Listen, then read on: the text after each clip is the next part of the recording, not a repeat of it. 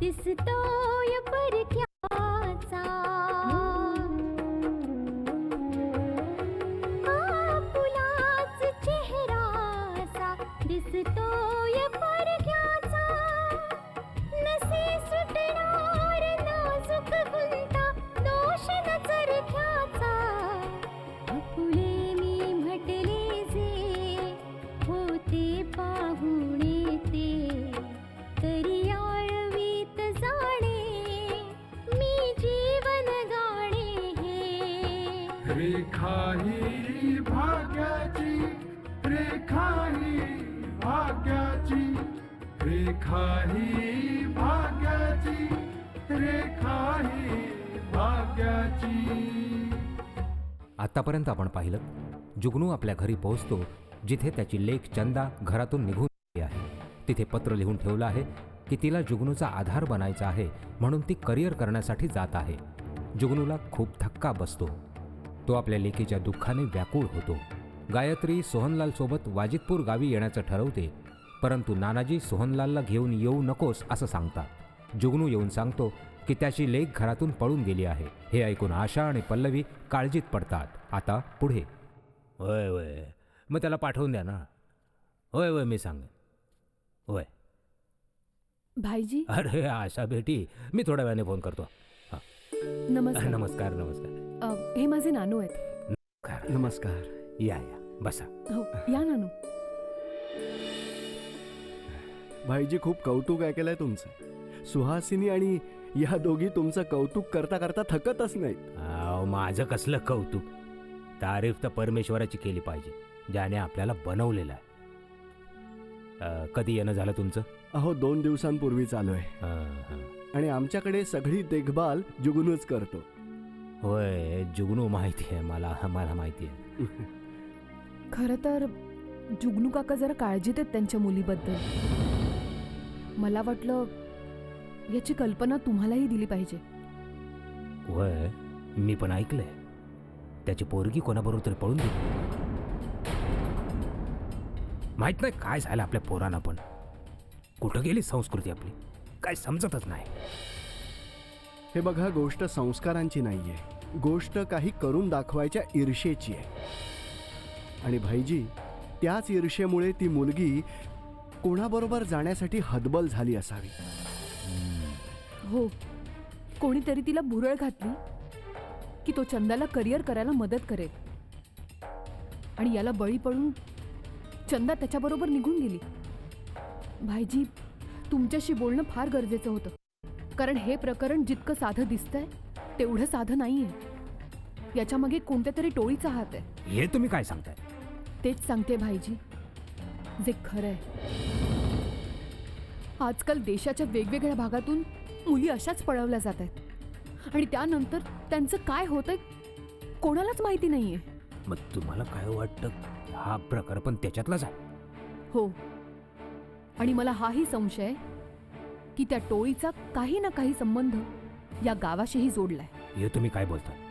अहो, आमच्या गावामध्ये तर अशा घटना 2-4 वर्षात एकदा कधीतरी घडतात. आशाचं असं म्हणणं नाहीये की साऱ्या मुली याच गावातून गायब होत आहेत. आशाचं असं म्हणणं आहे की मुली तर साऱ्या देशातूनच गायब होत आहेत, पण त्यांच्या गायब होण्यामध्ये या गावचा काही ना काही संबंध आहे भाईजी. वय, मी पण आज सकाळी पेपरमध्ये वाचलं होतं. की देशाच्या वेगवेगळ्या भागातून पोरी गायब होत आहेत आणि त्या पोरींचा काही मागणूस पण लागत नाही. आणि त्याच पेपरमध्ये हे पण लिहिलं होतं का नेपाळच्या बॉर्डरवरून पोरी परदेशी पाठवतात. कदाचित या पाठीमागे एखादी टोळी काम करते. हो भाईजी, मी त्याच टोळीबद्दल बोलते. माहित नाही तुम्हाला असं का वाटतं? आमच्या गावाची एक परंपरा चालत आली आहे की आमच्या गावात कोणी अनोळखी माणूस आलं का पूर्ण गावाला पत्ता लागतो. आणि आमच्या गावाची पोरगी कोणा अनोळखी माणसाशी बोलली ना तर सगळ्यांना पत्ता लागतो. अशा स्थितीमध्ये कुणा अनोळखीने आमच्या गावात येणं आणि असली घटना पूर्ण करणं संभव नाही वाटत. जास्त करून मुली तर गावातूनच गायब होत आहेत. प्रत्येक गावातून अशा बातम्या येत आहेत. हो, ही जी टोळी असते ती जास्त करून गावातल्या मुलींना टार्गेट करते. कारण गावात बंधनं असतात. गावातल्या मुलींच्या मनात त्यांच्या इच्छा दबलेल्या असतात. हे त्या इच्छांना उभारी देतात आणि घरातून पळायला भाग पाडतात. आणि भाईजी, एक गोष्ट तर स्पष्ट आहे की त्या लोकांनी गावातल्या मुलींपर्यंत पोहोचायचं काही ना काही माध्यम तर बनवलंय. हा, जर असं असेल तर आपल्याला गावातल्या लोकांना आणि आपल्या गावातल्या पोरींना जागरूक करायला पाहिजे. आपण या समस्येचं गांभीर्य समजून घ्यायला पाहिजे.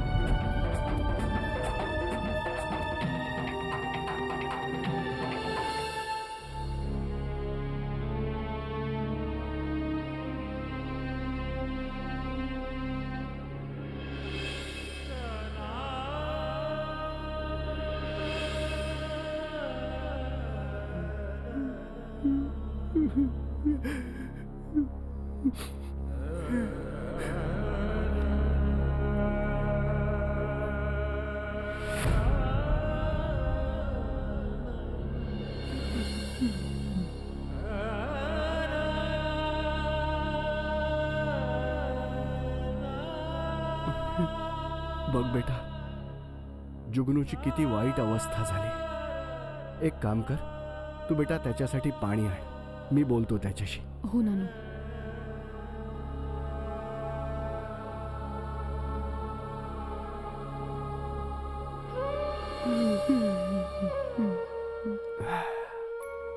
जुगनू बेटा, असं हताश होऊन हिम्मत सोडून समस्या सुटणार नाहीये. हिम्मत सोडू नकोस. सांभाळ स्वतःला. तुमचं तर बरोबर आहे मालक, पण काय करू, बाप आहे ना. मला तर स्वप्नात पण नव्हतं वाटलं की माझी चंदा मला सोडून जाईल. अगे, एकदा तोंडानं बोलली असती बेटा, मी समद कुर्बान केलं असतं तुझ्यावर. बस बस बस बस, हिम्मत सोडू नको स्वतः. मिळेल ना मला, नक्कीच मिळेल. जुगनू काका, हे घ्या. डोरी, तू पाणी घेऊन आलीस बेटा. जुगनू काका, तुम्ही आमची इतकी काळजी घेता, मग आम्ही नाही घेऊ शकत का? घ्या, पाणी घ्या. पिऊन घे बेटा. गायत्री येते, मी तिला घ्यायला स्टेशनवर चाललोय. अरे मालक, तुम्ही जाणार? नाही नाही नाही नाही, म्या जाऊन घेऊन येतो ना. तुम्ही फक्त सांगा, मी त्यांना ओळखायचं कसं ते. नाही नाही जुगनू, तू घरी राहा. आता तर सगळे रस्ते मी पाहिलेत. आणि असं नको व्हायला की ट्रेन पोहोचायची आणि ती माझी वाट पाहत असायची. मी निघतो बेटा. हा, तुझी काळजी घे. सगळं काही ठीक होईल ना बेटा.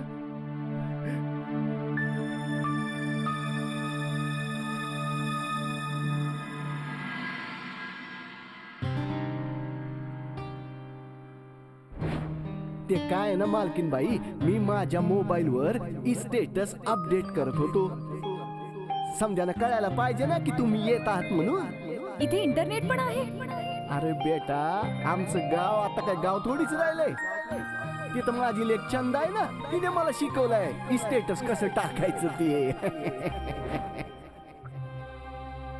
जुगनू काका, तुम्हाला सोशल साईट्स बद्दल चंदाने सांगितलेलं होतं ना? सांगितलं होतं. मग तर तीही सोशल साईट्स वर नक्कीच असेल. होय होय, ती आपल्या मैत्रिणींना वगैरे काय काय लिहून वगैरे अशी पाठवायची. तिच्या मैत्रिणींना पाठवायची, सगळं पाठवायची. तुम्ही म्हणताय ना जुगनू काका की चंदा घराबाहेर कधी पाय ठेवायची नाही. हां, ती खरं तर सोशल साईट्सच्या माध्यमातून या लोकांच्या संपर्कात होती. बरोबर बोलतेस तू. काका, आता आपल्याला चंदाच्या मोबाईलमध्ये पाहिलं पाहिजे की सोशल साईट्सवर तिचे किती फ्रेंड्स आहेत, किती जणांशी ती चॅटिंग करायची. जुगनू काका, हा एक मार्ग होऊ शकतो त्या लोकांपर्यंत पोहोचण्याचा ज्यांनी चंदाला घर सोडायला भाग पाडलं.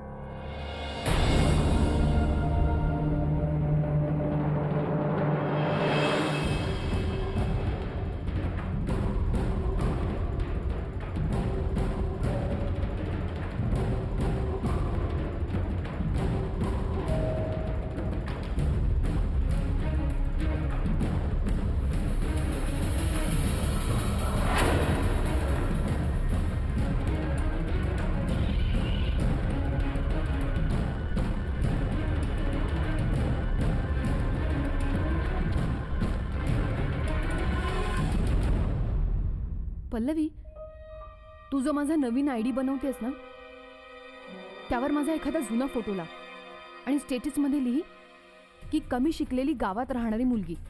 हो, मी तुझा आयडी पूजा या नावाने बनवलाय. ठीक आहे. आता आपण या नवीन आयडीने काही लोकांना फ्रेंड रिक्वेस्ट पाठव. कोणाला? या सर्वांना. हे सर्व ते आहेत ज्यांच्याशी चंदा चॅट करायची. माहितीये, मला वाटतं की काही चॅट्स डिलीट केले गेले. कदाचित या लोकांच्या सांगण्यावरून चंदाने असं केलं असेल. असो, आता माझ्या नव्या आयडीवरून या सगळ्यांना फ्रेंड रिक्वेस्ट पाठवूया. हो, आणि तुझ्यासारख्या सुंदर मुलीची रिक्वेस्ट बघून ते ॲक्सेप्टही करतील आणि तुझ्याशी चॅटिंग पण करतील. फक्त त्यांना संशय येऊ नये की मी खरी कोण आहे. आणि जर माझं त्या लोकांची चॅटिंग होऊ शकलं तर मी त्यांना हेच सांगेन की मला लाईफमध्ये खूप काही करायचं आहे, काही बनायचं आहे. आणि शिवाय मी एक गावात राहणारी मुलगी आहे. तर तुम्ही मला काही मार्ग दाखवू शकता? परफेक्ट प्लॅन आहे. असंच काहीतरी घडलं असावं चंदासोबत. ज्या प्रकारे त्या लोकांनी चंदाला आपल्या जाळ्यात ओढलं, अगदी त्याच प्रकारे आपणही त्यांना आपल्या जाळ्यात ओढू. हो पल्लवी, पण नानू या गोष्टीमुळे खूप उदास आहेत. ते म्हणतायत की जे लोक अशा प्रकारच्या टोळ्या संचालित करतायत ते लोक खूप डेंजरस असू शकतात. पण मी त्यांना समजावलंय, या गोष्टीला घाबरून आपण डोळे तर बंद नाही करू शकत ना. शिवाय कदाचित यामुळेच आपण या गावात येण्याचा योग आला असावा. हो आशा, आता हा जो आपला उद्देश आहे तो आपण पूर्ण करूच.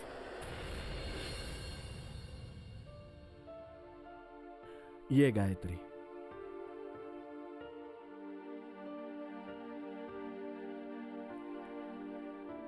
गायत्री, हे बघ, मी तुला सगळ्या गोष्टी सांगितल्या आहेत.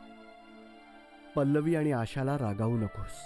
जे झालं ते परिस्थितीमुळे झालं. ती बिचारी आधीच खूप दुःखी आहे, खूपच रडली आहे ती. हं? आशा, कदाचित नानू मम्मीला घेऊन आलेत. अच्छा, तू जा आणि मावशींना भेट. मी हे काम करते. ठीक आहे.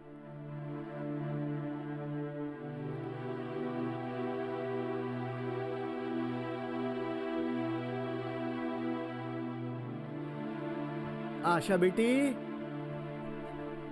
मम्मी, कशी आहेस तू? मी ठीक आहे. तू कशी आहेस? ठीक आहे. पल्लवी कुठे आहे बेटा? मम्मी, ती तिच्या खोलीमध्ये. वाटेत काही त्रास तर नाही ना झाला तुला मम्मी? नाही नाही, वाटेत काही त्रास. नमस्कार. हा नमस्कार. जुगनू आहे. याच्याबद्दलच मी तुला सांगितलं होतं. ओह, तुम्ही चिंता नका करू. भगवंताची इच्छा असेल तर तुमची लेक लवकर मिळेल. आता परमेश्वराची मर्जी आणि तुमच्या आशीर्वादाचाच आधार आहे बघा. पाणी. नको नको, थँक्यू. मी घेतो. मी जरा पल्लवीला भेटते जाऊन. हो मम्मी, ती समोरच्या खोलीमध्ये. मम्मी, तिला रागवू नकोस प्लीज.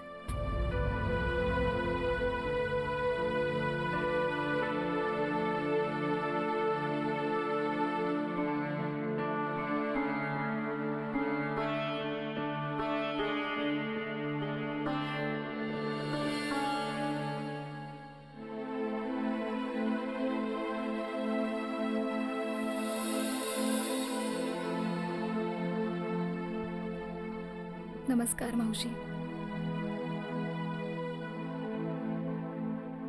सुखी राहा बेटा. मी तर नेहमी हा आशीर्वाद देईन की तू नेहमी सुखी राहावस. पण आज बाबांनी सगळं सांगितल्यानंतर मी खूपच काळजीत आहे बेटा. मावशी, मला माफ कर.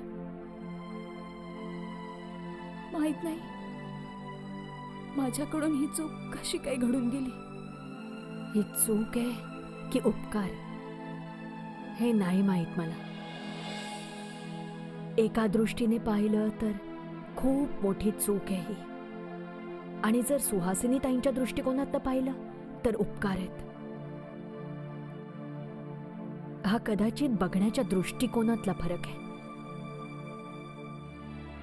आज मला जाणवतंय की यात माझी किती मोठी चूक होती. रेखा ही भाग्याची. पण मी कधीच असा विचार नव्हता केला की एखादी चूक अशी समोर येऊन उभी राहील म्हणून. नाही मावशी, यात तुमची चूक नाहीये. चूक आहे पल्लवी. त्यावेळी जेव्हा तू विजयला भेटायला जायचीस, माझ्या मनात आशासाठी दुस्वास भरलेला होता. आणि त्याच दुस्वासाच्या आगीत मी तुला विजयला भेटण्याची पुरेपूर सूट दिली. आशेने तुझं प्रेमही हिरावून घेतलं. मला नाही माहित की आशाने काय केलं, पण विजय माझ्याशी प्रत्येक वेळी खोटं बोललाय. प्रत्येक वेळी त्याने मला एकदाही नाही सांगितलं की तोच सिद्धांत. तू रिधिमाची गोष्ट विसरतेस पल्लवी. ती म्हणाली होती की सिद्धांतचं लग्न मजबुरीमुळे झालं. आणि जर तो मजबूर होता तर तो तुला कसं सांगेल. आपण या गोष्टीच्या मुळापर्यंत जायला हवं. मावशी, हे काय झालं? मला वाटतं सगळ्याचा विनाश झालाय. सगळ्याचा विनाश झाला. मावशी, मी विजयशिवाय नाही जगू शकत. त्याच्यापासून अलग नाही होऊ शकत. मावशी, काही कर. लोक अशा पद्धतीने नाती निभावतात. तू आशाला सगळ्यात जवळची मैत्रीण मानलंस आणि तिने तुझं प्रेमच हिरावून घेतलं. पण एक गोष्ट लक्षात घे, मी या प्रकारात कुणालाही माफ नाही करणार. ना कुठल्या नात्याची बूच ठेवीन. तुझं विजयवर प्रेम आहे आणि विजय तुलाच मिळेल. मी आशाला त्याला घेऊन नाही जाऊ देणार. जर मी दुस्वासाच्या आगीत जळून तुला इतकी सूट दिली नसती ना, कदाचित तुझ्याकडून ही चूक नसती झाली बेटा. आणि जर चूक झाली नसती तर आज ही परिस्थिती उद्भवली नसती. माझ्या त्या चुकांचाच हा परिणाम आहे जो आज या रूपात समोर येऊन उभा राहिलाय. मला तरी कुठे माहित होतं मावशी की नकळत केलेली चूक मला या वळणावर आणून ठेवेल. त्यावेळी माझ्या मनात आणि माझ्या डोक्यात एकच गोष्ट फिरत होती की माझं लग्न फक्त आणि फक्त विजयशीच होईल. पण मला तरी कुठे माहित होतं की अशा निर्णयाला सामोरं जावं लागेल मला. नशिबात काय लिहून ठेवले ते तर आपल्यालाही नाही माहीत. पण परिस्थितीसोबत जाणं तर आपल्याला भागच आहे. याला चूक म्हणू की नशीब, आता तर ते बदलता येणारच नाही. पण आता मी आले ना, तुला काळजी करायची काहीही गरज नाही बेटा. ज्या काही अडचणी येतील ना त्या मी सांभाळण्याचा पूर्ण प्रयत्न करेन. कदाचित हे माझ्या चुकांचंही प्रायश्चित्त असेल.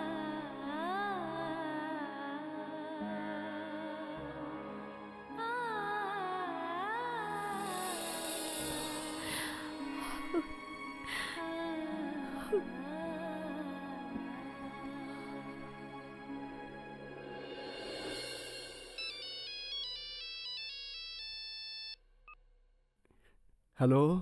नमस्कार बाबा. नमस्कार. सुखी राहा. अच्छा, एक गोष्ट सांगा बाबा, गायत्रीजी म्हणाले होते की त्या गावी जात आहेत, त्या पोचल्यात की नाही तिकडे? हो, आत्ताच गावी पोहोचले आणि आत्ताच मी तिला घेऊनही आलोय. आमची चिंता थोडी कमी झाली. जेव्हापासून सुहासिनी तिथून आली आहे, आम्ही हा विचार करून करून काळजी करत होतो की तिकडे सगळं कसं असेल. नाही नाही बेटा, काळजीचं काहीच कारण नाहीये. सर्वांना सांग इथे सगळं ठीकठाक आहे. आणि आशाची देखभाल करायला आता तर गायत्री सुद्धा आली आहे. हो हो बाबा. अच्छा, हे सांग, आता सुहासिनीचा पाय कसा आहे? तिची तब्येत कशी आहे? तशीच आहे, पायाला प्लॅस्टर घातलंय, चालू फिरू नाही शकत. नेहमी याच चिंतेमध्ये बुडालेली असते. सारखी पल्लवी किंवा आशाबद्दल बोलते. ती तर हेही म्हणत होती की बहुतेक बाबा पल्लवी आणि आशाला घेऊन खूप लवकरच परत येतील. रेखा ही भाग्याची.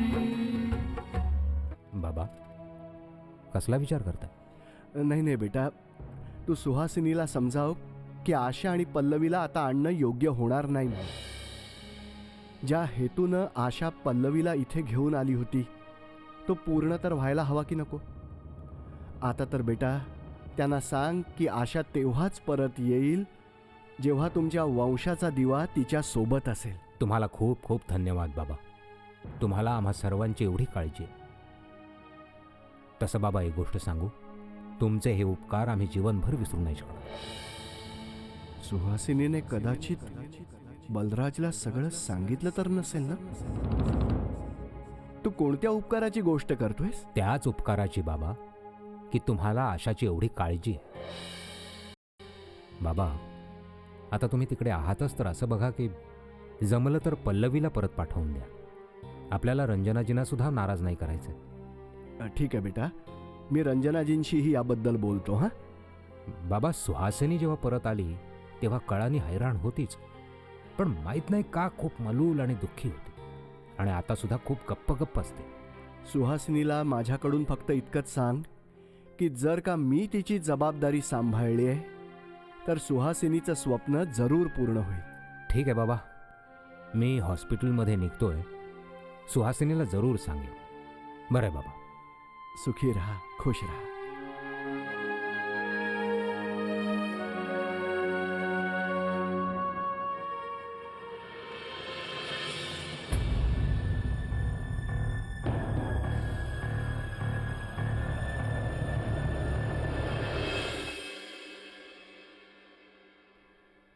तू गावात जाऊन शोधून काढ की चंदाला भेटायला कोण कोण येत होतं. येत होतंच तर का, कोण होता, कुठला राहणारा होता, आणि जर जमलंच तर स्केच बनवून घे. जा. Okay sir. ह्या आशाची बसा. Thank you inspector. इन्स्पेक्टर, चंदाच्या केसच्या बाबतीत काही पत्ता लागला? हे बघा आशाजी, आम्ही शोधण्याचा प्रयत्न करतो. आम्ही गावातल्या काही मुलांनाही विचारलं होतं, पण त्यांना या बाबतीत काहीच माहीत नाही. आमचा तपास चालूच आहे. आता बघूया काय रिझल्ट येतो. इन्स्पेक्टर, आपल्याला लवकर जे काही करायचं ते करायला हवं, कारण यामागे ज्या लोकांचा हात आहे ते लोक खूप चालाक आहेत. इन्स्पेक्टर, असं नको व्हायला की त्यांनी चंदाला अशा ठिकाणी पोहोचवावं जिथून तिला परत आणणं अशक्य होऊन बसेल. हे बघा, जेवढे प्रयत्न आम्ही करायला हवेत तेवढे प्रयत्न आम्ही करतोच आहोत. मी तुम्हाला खात्री देतो की चंदाच्या केसमध्ये कोणतीही बेपर्वाई केली जाणार नाही. त्या मुलीचा कधीपर्यंत पत्ता लागेल हे सांगणं खूप मुश्किल आहे, कारण ना आमच्याकडे असला काही क्लू आहे आणि ना असा काही मार्ग दिसून येतोय ज्यामुळे आम्ही गुन्हेगारापर्यंत पोहोचू शकतो. आमच्या शोधात हे कळून आलंय की तिच्या पित्याने जे सांगितलं ते खरं आहे की चंदा घरातून बाहेर पडत नव्हती. आता चंदा घरातून बाहेर पडत नव्हती तर तिचे कॉन्टॅक्ट्स कसे बरं झाले? मला जाणून घ्यायचं आहे की ती सोशल साईट्सवर होती की नव्हती. मी तुम्हाला तेच इन्फॉर्म करायला आले होते इन्स्पेक्टर. पण आशाला कसं काय समजवायचं? तिनं नेहमी न्याय आणि सत्याचा मार्ग अवलंबला आपली लढाई लढण्यासाठी. आणि खरं सांगू का, या मार्गावर मी तिला नेहमीच प्रोत्साहन दिलं. आणि यासाठीच मी असं म्हणत होतो की मी एकदा जाऊन आशाला भेटून येतो. पण मम्मीने तर मला स्पष्टपणे नाही म्हणून सांगितलं. का नाही म्हणाली मम्मा? आज सगळ्यात मम्मी माझ्याशी कधीही अशा पद्धतीने नाही बोलली. पण आज तर मला मम्मीने एकदम बेरडपणे सांगितलं की जोपर्यंत मी नाही सांगत तू गावी आशाला भेटू